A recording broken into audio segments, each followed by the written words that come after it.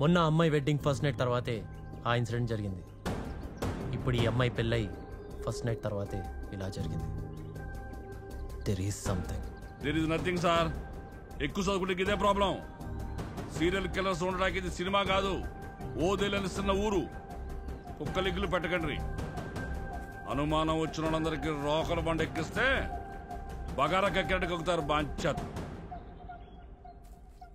కుక్క లింకులు పెట్టొద్దని ఎస్ఐ అన్నాడు, కానీ జరిగిన 2 మర్డర్స్కి లింక్ ఉందని నాకు ఆ రోజే అర్థమైంది.